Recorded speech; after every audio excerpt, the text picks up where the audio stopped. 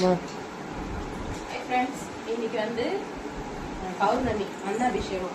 நம்ம வீட்டில் இருக்கிற நம்ம சிவனுக்கு நம்ம செய்யறதுக்கு ரெடி பண்ணிட்டு இருக்கோம்.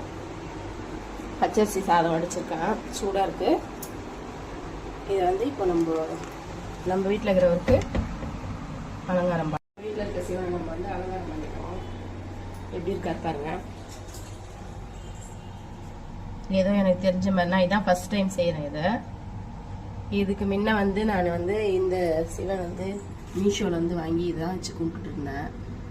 அதனால் நான் செஞ்சதில்லை. இதை வந்து நான் இப்போது திருவண்ணாமலையிலேருந்து நான் வாங்கிட்டு வந்தேன் கிரிவலம் போயிட்டு வரும்போது. அதனால் இந்த வருஷம் செய்யலாம் அப்படின்னு சொல்லிட்டு செய்கிறேன். நம்மக்கிட்ட கிடைச்ச காய்கறிலாம் நான் வச்சுருக்கேன்.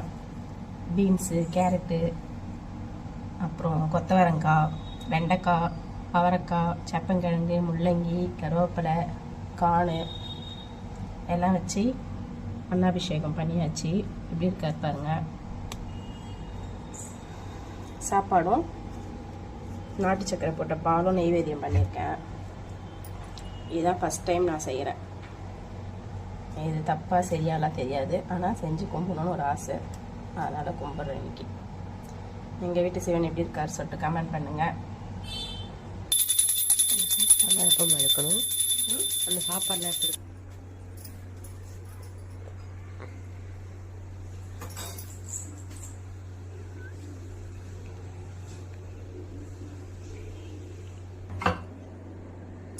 நல்லபடியாக சாமி கும்பிட்டாச்சு.